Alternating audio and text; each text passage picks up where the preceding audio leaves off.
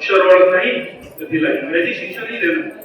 जर तिने शिकण्यास नकार केली किंवा मी माझ्या काठी आणली तर हे लग्न होणार नाही. काय बोलतोय गोपाळराव? मुलगी शिकली तर तिचं डोकं फिरते असं म्हणतात. तिला स्कूल मूल आणि घरकाम शिकवायचं सोडून तुम्ही पुस्तकाच्या मागे लागणार आहे. लोक हसतील हो आपल्याला. लोक आजही असतात आणि उद्याही. जेव्हा ही मुलगी शिकून जगासमोर उभी राहील तेव्हा तेच लोक तिच्यासमोर मस्तक होतील. गणपतराव हा न्याय का तुम्हाला? तुम्ही म्हणताय तर आमची ना नाही, पण पोरीला हे झेपेल का? मुना इकडे एक नाव आहे खाऊ काय? पुस्तक? हे पुस्तक नाही, हे दुसरं जग आहे. आजपर्यंत तुला फक्त घर दिसली, आता तुला आभाळ बघायचं. तुला शिकवणार, रागावणार, शिक्षाही करीन. तू शिकणार का? पण आई म्हणते मुलीने शिकू नये.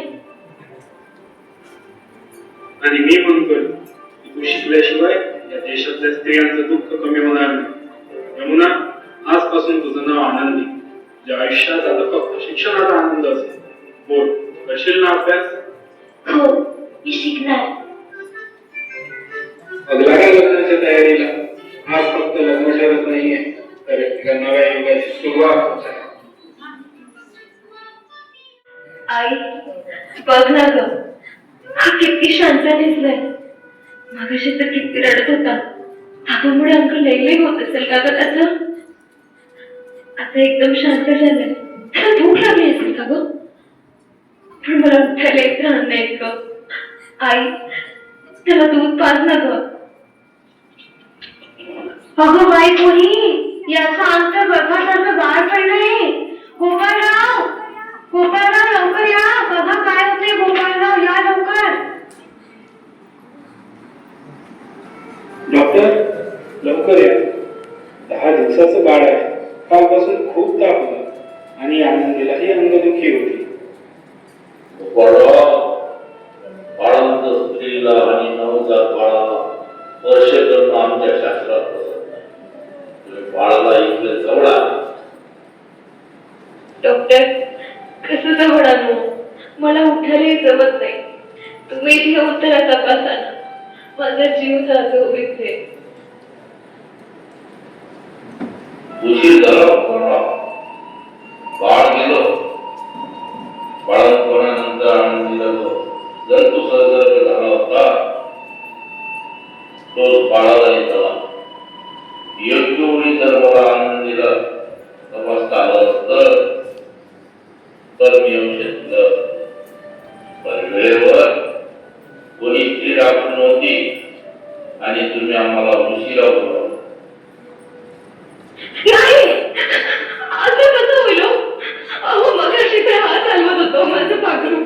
10 दिवसाचं, फक्त 10 दिवसाचं होतं माझं बाळ. का या देशात एका माऊलीला आपल्या बाळासाठी डॉक्टर मिळत नाही? का आम्हाला पुरुष डॉक्टरांना त्रास सांगताना लाज वाटते हो का?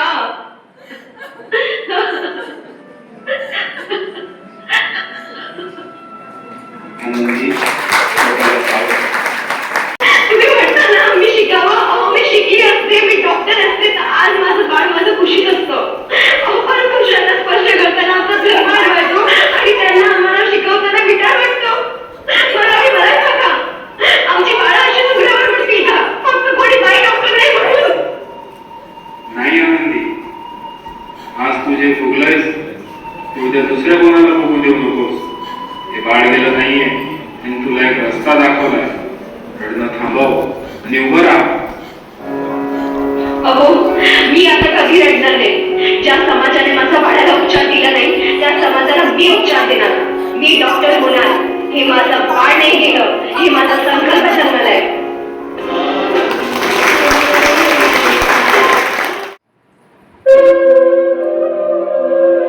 काय गोपाळराव, अजूनही दोघा काळाकडे थांबवलं नाही. आता देवीला विलायतीला पाठवायला निघाले.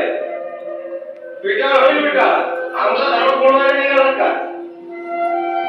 परदेशात जाऊन काय करता? ही कोऱ्या साहेबांचा खाण्यात गेला. मेली आमची जात आणि धर्म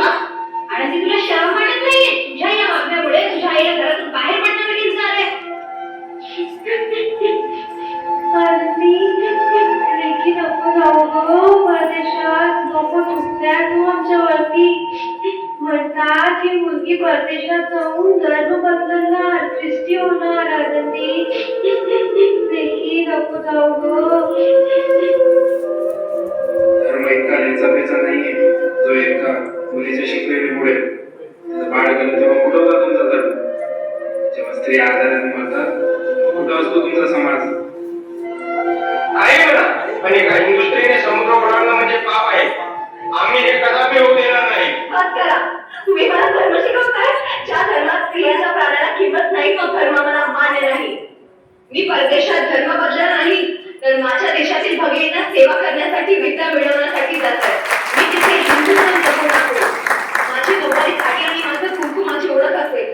जर माझ्या शिकण्याने हजारो स्त्रियांचे जीव वाचत असतील तर त्यासाठी मी 1000 वेळा टाकीबाहेर व्हायला तयार आहे. बघू तुम्हाला हे पद कसं मिळते ते. बघत राहा. जेव्हा ही डॉक्टर होऊन येईल तेव्हा तुम्हाला तिच्या पायात डोकं ठेवावं लागेल.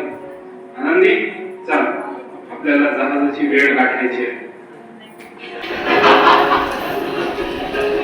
प्रिय प्रतिराज, सप्रेम नमस्कार. अमेरिकेत खूप थंडी आहे. इथले वारे माझ्या हाडापर्यंत पोहोचतात.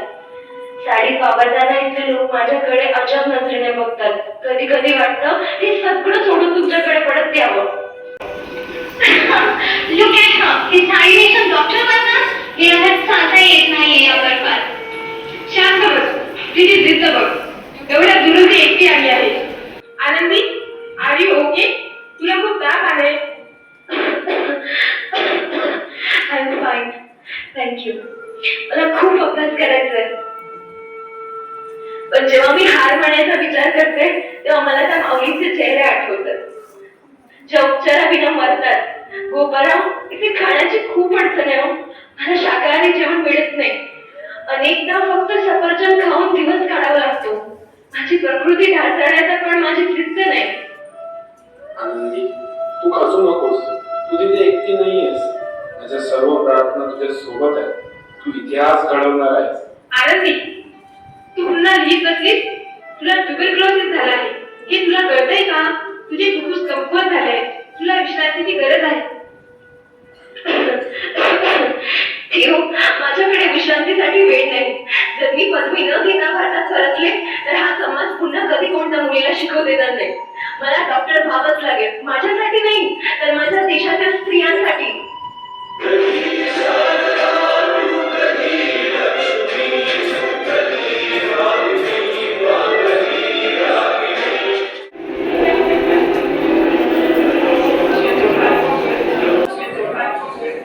आजचा दिवस या कॉलेजच्या इतिहासात सुवर्ण अक्षरांनी लिहिला जाईल. आज एक अशी मुलगी डॉक्टर होत आहे जिने हजारो महिलांचा प्रवास केला, समाजाचा छळ सोसला आणि मृत्यूशी झुंज देत आपले शिक्षण पूर्ण केले. Please welcome from India, Dr. Anandibai Joshi.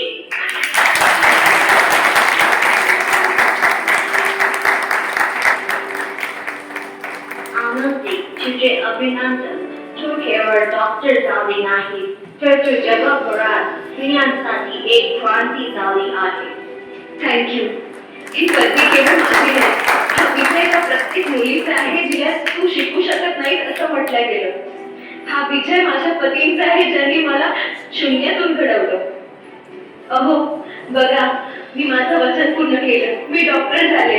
आपल्या बाळाला दिलेलं वचन मी पाडलं. आता भारतातल्या माऊलींना औषधाविना मरावा लागत नाही. आनंदी, आज तू भारताचं नाव जगाच्या नकाशावर उभारलं आहे. तू जिंकलीस आनंदी, तू जिंकलीस.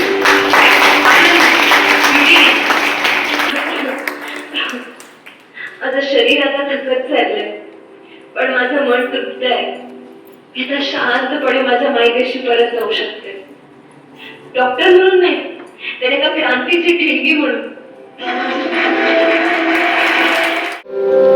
अहो ऐकलत का? हो आनंदी, मी इथेच आहे. कुठेही गेलो नाही. अहो मला सांगा ना, लोक आता नावं नाही ठेवत. ती परदेशात गेली म्हणून कोणी विचारले ना म्हणत. नाही आनंदी, आज संपूर्ण देश तुझ्या स्वागतासाठी उभा आहे. तू पहिली हिंदू महिला डॉक्टर म्हणून परत आली आहेस. वर्तमानपत्र तुझं कौतुक करताय.